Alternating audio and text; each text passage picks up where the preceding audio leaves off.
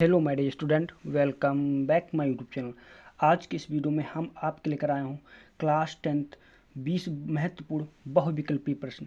यदि आप class 10th में हो और यूपी बोर्ड 2025 की परीक्षा देने जा रहे हो तो यह वीडियो आपके लिए बहुत ही इंपॉर्टेंट होने वाला है, क्योंकि इस वीडियो में मैं वायरल क्वेश्चन लेकर आया हूँ। जैसा कि आपको पता है कि आपके बोर्ड की परीक्षा का समय बहुत ही कम है, तो मैं very very most important question लेकर आया हूँ। वायरल क्वेश्चन यानी कि 2019 में, 20 में, 22 में, 23 में, 24 में लगातार क्वेश्चन आए हैं और 25 में भी ये क्वेश्चन आएंगे। 20 मार्क्स के रहने वाले आपके हैं। 20 क्वेश्चन को हम सॉल्व कराएंगे एक टू जेड। बोर्ड परीक्षा 2025 का है, सब्जेक्ट आपका गणित का है। 20 मोस्ट इंपॉर्टेंट ऑब्जेक्टिव क्वेश्चन जो आपको क्वेश्चन उस पर आपको मार्कशीट पर करने होते हैं।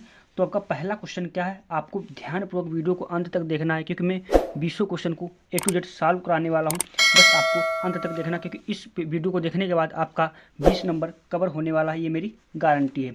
तो इसी बात पर पहला आपका प्रश्न सामने है। पहला प्रश्न आपका कह रहा है कि संख्या 156 का अभाज्य गुणनखंड होगा, यानी अभाज्य गुणनखंड 156 का क्या होगा। तो ये 4 विकल्प दिए हैं, आपको तुक्का नहीं लगाना है बल्कि इनको हल करके ही सही करना है। तो मैं हल करके इनको करता हूँ। तो 156 का हम क्या करेंगे, अभाज्य गुणनखंड करेंगे। तो आपको गुणनखंड तो आते ही होंगे क्योंकि आप क्लास 10th में हो। अब 2 के पहाड़े से जाएगा क्योंकि ये सम संख्या है।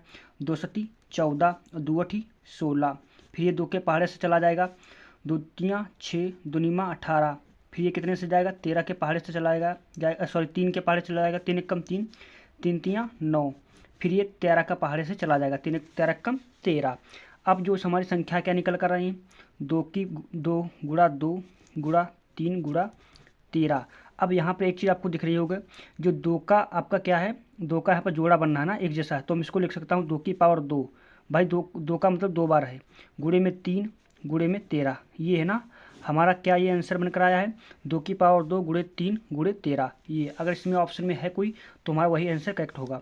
तो यहाँ पर ये भी नहीं है, ये वाला ऑप्शन नंबर बी वाला हमारा क्या है, करेक्ट है। 2 की पावर 2, देखिए यहाँ पर 2 की पावर 2 गुणे में 3 गुणे में 13। तो इसका राइट आंसर क्या हो जाएगा, 2 की पावर 2 गुणे, ऑप्शन नंबर बी वाला संख्या भाज्य 156 का भाज्य गुणनखंड क्या होगा, 2 की पावर 2 गुणे 3 गुणे 13। तो पहला हमारा क्वेश्चन सॉल्व हो गया। अब संख्या दूसरी को बढ़ता, इनको स्क्रीनशॉट ले सकते हो, इनका 1-2 बार प्रैक्टिस भी करना है पेपर देने से पहले। प्रश्न आपका दूसरा करा, किसी धनात्मक पूर्णांक p के लिए प्रत्येक धनात्मक विषम पूर्णांक का रूप होता है। यानी कि किसी धनात्मक पूर्णांक यानी कोई भी संख्या p की जगह पर क्या रखने पर हमें क्या क्या प्राप्त होना चाहिए, धनात्मक विषम पूर्णांक प्राप्त होना है। विषम मतलब आप जानते हो जो 2 से विभाजित ना हो। विषम संख्या मतलब 3, 5, 7, 9, 11, 13, 17, 19, इस प्रकार की संख्या हमारी क्या है, विषम संख्या है। तो यहाँ पर हम पी का मान क्या, इनमें क्या, इस पी की जगह पर हम क्या रखें कि हमें विषम संख्या प्राप्त हो। जैसे कि यहाँ पर हम पहले क्वेश्चन को सॉल्व करेंगे। अगर मान लो पी बराबर 1, 2, 3, 4 ये संख्या हम मान लेते हैं। अब पी की जगह पर हम 1 रखते हैं। पी की जगह पहले प्रश्न को हम सॉल्व करते हैं, पी की जगह पर 1 रखते हैं तो हमारा 1 रहेगा। तो चलो विषम संख्या प्राप्त हो गई।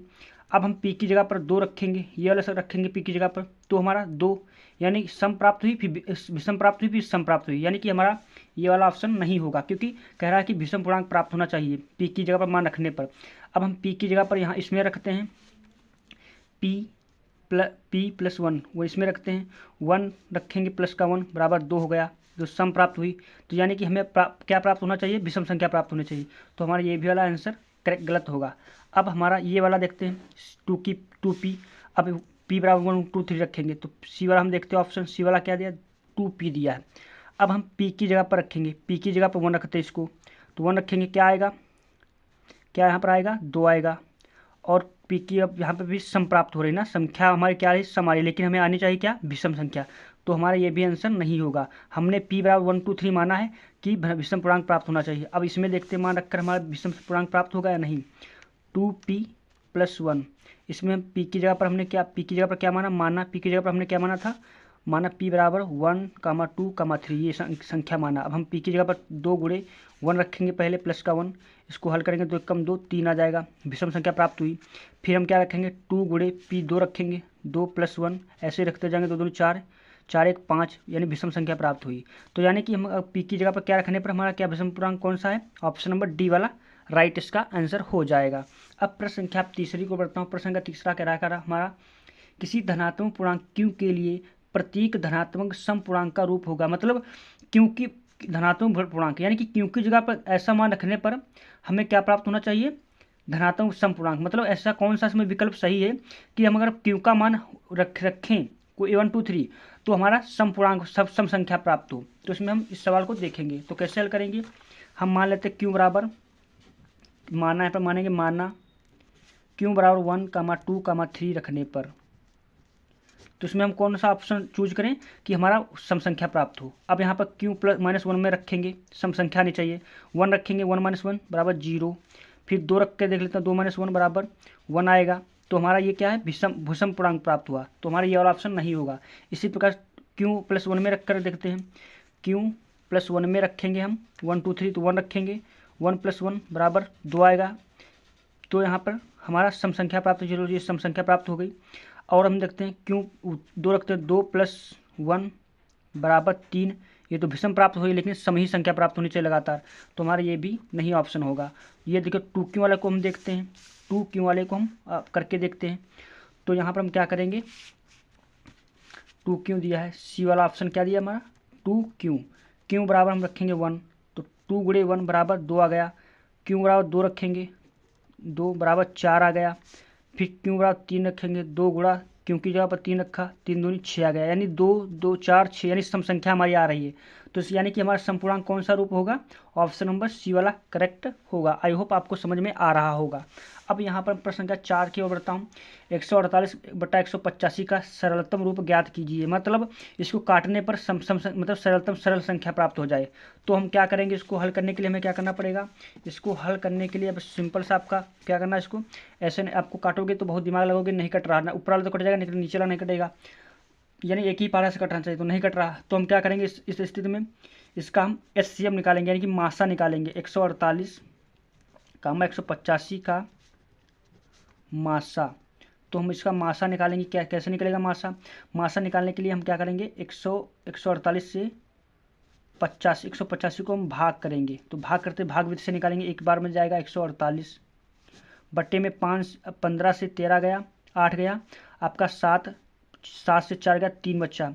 अब ये 37 आया, 37 को हम 148 को भाग करेंगे, कितनी बार में जाएगा, 4 बार में चला जाएगा। तो ये कितना, 37 चक्कू 148 हो जाएगा, ये पूरा कट जाएगा। यानी कि हमारा HCF कितना आया, HCF कितना आया, 37 आया। अब जो 37 आया है ना, इसको हम क्या करेंगे, अब भाग कर देंगे, इसको हम काट देंगे। तो क्या करेंगे, 148/37 लिखेंगे, भाग करेंगे। इसी प्रकार से 185/37 लिखेंगे, हम क्या करेंगे, इसको भाग कर देंगे। तो 37 से कम 37 चक्कू 148, 37 से कम 37 पंचे 185, यानी कितना आया, 4/5 आ गया हमारा। तो 4/5 इसमें कोई ऑप्शन है, 4/5 इसमें कोई ऑप्शन है आपका है, तो 4/5 ऑप्शन नंबर बी वाला है। तो ऑप्शन नंबर बी वाला इसका करेक्ट हो जाएगा। प्रश्न संख्या आपका, मैं अगला बढ़ता हूँ। प्रश्न संख्या आपका प्रश्न संख्या 5वां करा के 2x + 3y = 18, x - 2y = 2 को हल करने पर हमें प्राप्त होगा। मतलब x y का मान हमें ज्ञात करना है। तो इसको कैसे लगाएंगे, इसको निकालने के लिए हमें क्या करना पड़ेगा, समीकरण बनाना पड़ेगा। तो हम क्या करेंगे, 2x + 3y = 18, समीकरण 1 कर लेंगे, x - 2y = 2, समीकरण 2 कर लेंगे। अब हम इसको किस विधि से लगाएं ताकि हमारा ये सरलता से हल हो जाए। तो हम इसको किस विधि से हल करेंगे, हम इसको विलोपन विधि से हल कर देंगे। तो विलोपन विधि से हम हल करेंगे तो एक पक्ष बराबर करना पड़ेगा। तो हम क्या करेंगे, x वाले को बराबर कर लेंगे, माना हल करेंगे।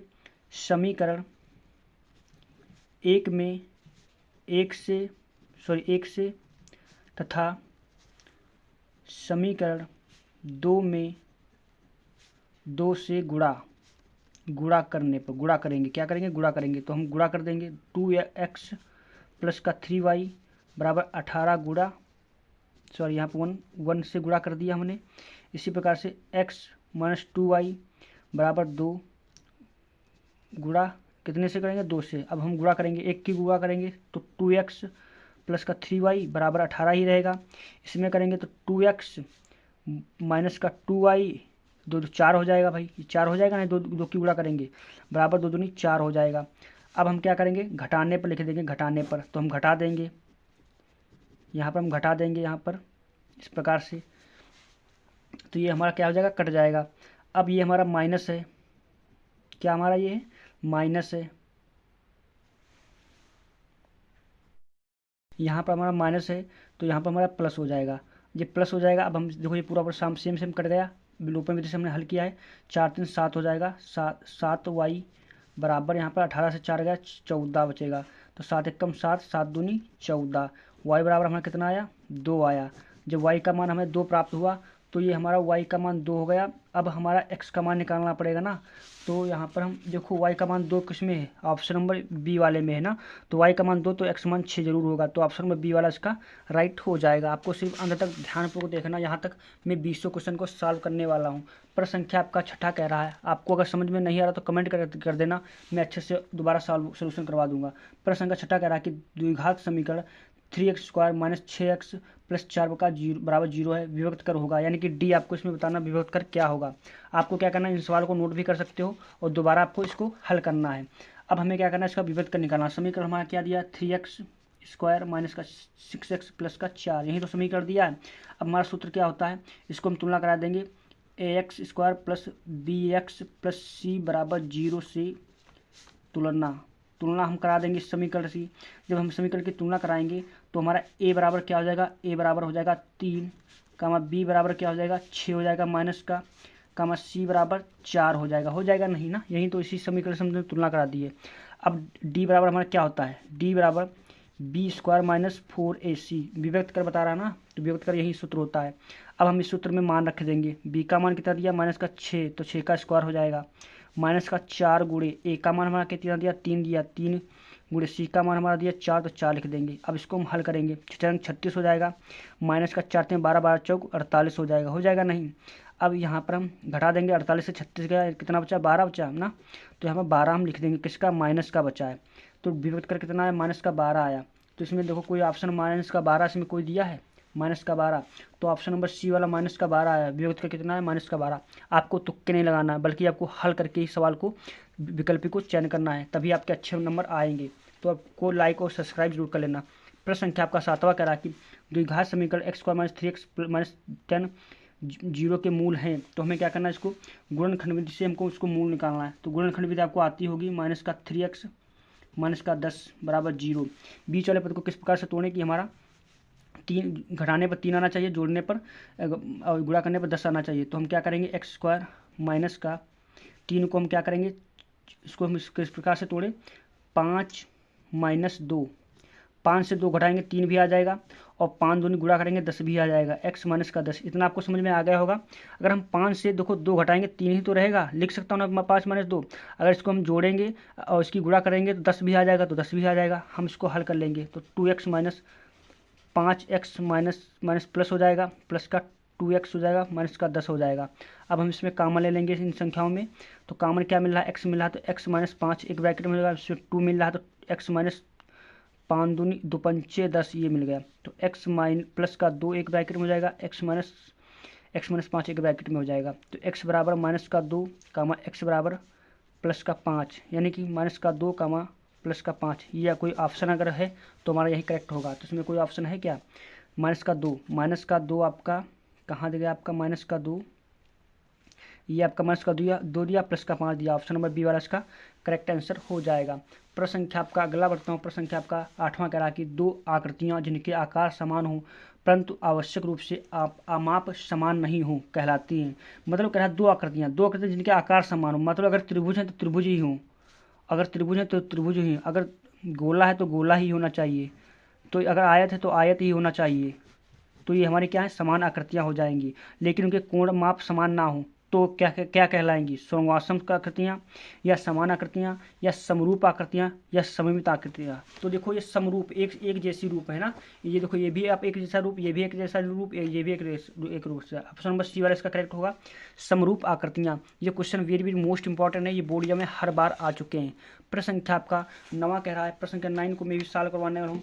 प्रश्न संख्या आपका 9 कह रहा है कि बिंदुओं 5,0 और -12,0 के बीच की दूरी है। आपको इसमें क्या बताना है, दूरी बताना है। तो दूरी बताने के लिए हमें क्या करना पड़ेगा, इसको मान लिखना पड़ेगा। यहाँ पर ये रख दिया, -12 हो गया 0, तो हमारा ये क्या है x1, ये y1, ये हमारा x2 है, ये y2 है या नहीं।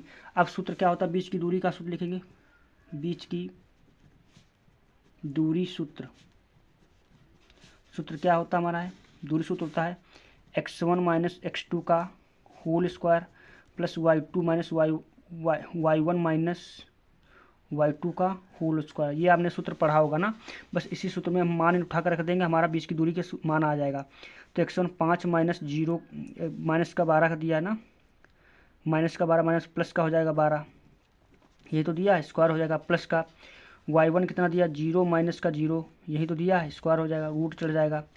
12 5 17 हो जाएगा नहीं 17 हो जाएगा, 17 का वर्ग हो जाएगा, ये तो 0 ही रहेगा रूट। अब 17 का वर्ग कितना, स्क्वायर रूट कट जाएगा नहीं, तो 17 आ जाएगा। तो क्या बीच की दूरी कोई 17 ऑप्शन इसमें है? ऑप्शन में कोई 17 आपको दिख रहा है 9 क्वेश्चन वाले में? हाँ है, डी वाला 17 आंसर। तो हमने ये 17 ही यहाँ पर निकाला है। अब प्रश्न संख्या आपका 10वां कह रहा है, क्या कह रहा है 10वां प्रश्न कह रहा है कि यदि बिंदुओं Q माइनस 6, 5 और R माइनस 2, 3 को मिलाने वाले रेखाखंड का मध्य बिंदु P A 3 हो 4 हो है तो A का मान होगा। आपको A का मान बताना है। तो देखिए ये आपके बिंदुओं दिए हैं, x1 y1 x2 y2 दिए हैं और ये हमारा xy दिया है। तो आपको बताना है मध्य बिंदु के निर्देशांक से A का मान निकालना है। तो कैसे निकालेंगे इसका? देखो सिंपल सा फार्मूला एक होता है। क्या फार्मूला होता है? मध्य बिंदु के निर्देशांक, मध्य बिंदु के निर्देशांक x बराबर क्या होता है? x1 प्लस x2 अपान 2, यही तो फार्मूला होता है। y बराबर y1 प्लस y2 बराबर 2, ये आपको सूत्र याद होने चाहिए मध्य बिंदु के निर्देशांक का मान निकालने के लिए। लेकिन हमें यहाँ पर निर्देशांक तो दिए हैं, हमें x का a का मान निकालना है। तो ये हमारा x है, ये हमारा क्या है? x है, ये y है। हम निकालेंगे x से, तो x बराबर क्या हो जाएगा? x बराबर हमारा हो जाएगा, x बराबर यहाँ पर x1 इस फार्मूले रखेंगे तो x1 हमारा क्या हो जाएगा? यहाँ पर x1 ये हो जाएगा y1, ये हमारा x2 हो जाएगा, ये y2 हो जाएगा। अब इस सूत्र में मान रखेंगे, तो यहाँ पर मान रखेंगे, क्या हो जाएगा? x1 का मान कितना दिया? माइनस का 6, और हमारा x2 का मान दिया माइनस का 2, यही तो दिया है। बट्टे में हमारा 2 रख देंगे, बराबर हमारा मान कितना दिया है? a बटा 3 दिया, यही तो दिया है। हमें यहाँ पर मान निकालना है, तो निकालते हैं। माइनस का 6 2 8 हो जाएगा, माइनस का 2 8 हो जाएगा, बराबर a बटा 3, 2 1 कम 2 2 चक्कू 8। तो यहाँ पर माइनस का 4 बराबर a बटा 3 आ गया ना। हमें a का मान निकालना है, तो इससे गुणा कर देंगे, तो हमारा माइनस का 4 गुणे 3 बराबर a हो जाएगा। 4 3 12, माइनस का बराबर a हो जाएगा, यही तो हो जाएगा माइनस का 12a। तो माइनस का 12 यहाँ पर कहीं पर दिया है, तो हमारा a का मान माइनस का 12 आ गया, माइनस का 12। तो ये भी बड़ा करेक्ट हो गया। प्रश्न संख्या आपका 11 के रखे बिंदु -3, 4 की x अक्ष से दूरी है, यानी आपको बताना है x अक्ष से दूरी कितनी है। तो कैसे बताएंगे? देखो x अक्ष से दूरी बता रहा है, आपने ये निर्देशांक इस प्रकार से पढ़ा होगा, ये y का होगा, ये x का होगा। अब ये कह रहा है कि बिंदु -3, 4 की x अक्ष से दूरी, x अक्ष से y की दूरी कितनी यहाँ पर है आपको दिख रही है? तो y की दूरी यहाँ पर 4 है, तो यहाँ पर 4 यानी कि 4 होगी, क्या होगी? 4 होगी। तो x अक्ष से दूरी कितनी है? 4 है। तो 4 ऑप्शन कौन? ऑप्शन नंबर सी वाला इसका करेक्ट हो जाएगा। ये क्वेश्चन वेरी मोस्ट इंपॉर्टेंट है बोर्ड एग्जाम की दृष्टि से, इसलिए वीडियो को ध्यानपूर्वक अंत तक देखना है। मैं 20 क्वेश्चन का सलूशन लेकर आया हूँ, तो वीडियो को पहली बार लाइक, चैनल को सब्सक्राइब जरूर कर लेना। प्रश्न संख्या आपका 12 कह रहा है यदि 3 cot a बराबर 4 है तो sec a का मान होगा। आपको यहाँ पर क्या बताना? sec a का मान बताना है। तो कैसे निकालेंगे इसको? निकालने के लिए आपका सिंपल सा फार्मूला आपका होता है। देखिए आपको क्या करेंगे, दिया आपका है 3 cot a बराबर 4, हमें निकालना है क्या? sec a का मान। तो हम पहले क्या करेंगे, cot a बराबर क्या लिख लेंगे? 4/3, क्योंकि ये गुणे में बराबर के दिलाएंगे, बट्टे में हो जाएगा। अब आपने एक फार्मूला पढ़ा होगा, क्या फार्मूला पढ़ा होगा? अब देखो यहाँ पर हमसे यहाँ से 10a का मान निकाल सकते हैं? नहीं भाई, cot a बराबर फार्मूला आपने पढ़ा होगा, cot a बराबर 1/10a। अगर हम 10a का मान निकालेंगे तो संख्या को उलट देंगे ना, तो यहाँ पर इधर ये आएगा। अगर 10a बराबर क्या हमारा आ जाएगा? 10a बराबर 1/cot a आ जाएगा ना, यही तो हो जाएगा फार्मूला। 10a बराबर cot a, तो हम 10a का मान निकालेंगे। तो 10a का मान निकालने के लिए 10a बराबर 4/3, 1/10a, cot a का मान रख देंगे 4/3। इसके नीचे 1 मान लेंगे, पास पास दूगुड़ा, यानी कि 3/4 आ जाएगा। 10a का 3/4 आ गया मान। अब हमने एक फार्मूला पढ़ा होगा, sec square a minus 10 square a बराबर 1। हमें निकालना है sec a का मानना, तो हम क्या करेंगे, यहाँ से sec a निकाल लेंगे। तो sec a निकालेंगे तो बराबर क्या आ जाएगा? 1 + 10 स्क्वायर a का रूट, क्योंकि हमने स्क्वायर हटाया तो रूट इस पर चढ़ जाएगा। अब यहाँ पर हम 10a का मान दिया, मान रख देंगे 1 प्लस का 10a का मान क्या दिया 3/4, स्क्वायर दिया तो हम यहाँ पर स्क्वायर चढ़ा देंगे। इसको हल करेंगे 1 प्लस 3 3 9 हो जाएगा, बटे 4 चक्कू 16 हो जाएगा, रूट चढ़ जाएगा। तो इसको हम हल करेंगे 16 प्लस 9 बटे 16 रूट हो जाएगा ना। इसको हम हल करेंगे तो 16 9 25 बटा 16 हो जाएगा। अब इसको हल करेंगे 5/4 आ जाएगा, क्या आ जाएगा 5/4 आ जाएगा। तो सेक ए का मान कितना आया, सेक यहाँ पर लिखेंगे सेक ए बराबर 4/5। तो इसमें कोई अगर 4/5 ऑप्शन है तो वही हमारा करेक्ट होगा। तो यहाँ पर 16 9 25, 25 का 5, सॉरी यहाँ पर हाँ 5/4, तो 5/4 ऑप्शन नंबर बी वाला है। तो यहाँ ऑप्शन नंबर बी वाला हमारा करेक्ट होगा। देखो यहाँ पर 5/4 आया नहीं, देखो 25 का 5 का वर्ग करेंगे 5 यहाँ पर 5/4 हो जाएगा ना, 5/4। तो 5/4 हमारा ये वाला आंसर करेक्ट होगा। प्रश्न संख्या आपका 13 कह रहा है, यदि सेक थीटा बराबर 2 तो थीटा का मान होगा। तो सेक थीटा बराबर, देखिए इसको कैसे लगाएंगे, सेक थीटा बराबर 2 दिया है। आपको पता होगा सेक में दो किसका मान होता है, सेक में 2 का किसका मान होता है, आपने सारणी पढ़ी हुई क्लास 10th में। तो आपका सेक 60 का मान होता है ना, आपने नहीं पढ़ी तो देख लेना। सेक कट जाएगा, थीटा बराबर कितना आ जाएगा 60 आ जाएगा। तो सेक 60 में कौन ऑप्शन, ऑप्शन नंबर सी वाला करेक्ट हो जाएगा। सारे क्वेश्चन आपकी बोर्ड एग्जाम की दृष्टि से इंपॉर्टेंट है, इसलिए वीडियो को ध्यानपूर्वक आपको अंत तक देखना है। 14% कह रहा है कि 1 - 10 स्क्वायर 45, 1 + 10 स्क्वायर 45 का बराबर है, कितना मान होगा। तो इसको हल करने के लिए हम क्या करेंगे, 1 - 10 45 का मान आपको पता है 1 होता है, 1 का स्क्वायर कर देंगे, बट्टे में 1 + 10 स्क्वायर का मान कितना होता है 1, तो 1 का स्क्वायर कर देंगे। इसको हम हल कर लेंगे 1 माइनस यहाँ पर 1 - 1 बचेगा, मतलब 1 + 1 यानी कि 2 बचेगा ना। 1 से 1 गया आपका कितना बचेगा यहाँ पर, 1 से 1 गया कितना बचेगा यहाँ पर 0, 0/2, 0 बटा आपका 2 आ गया, यानी कि आपका 0 ही आ जाएगा। अब यहाँ पर हम क्या करेंगे,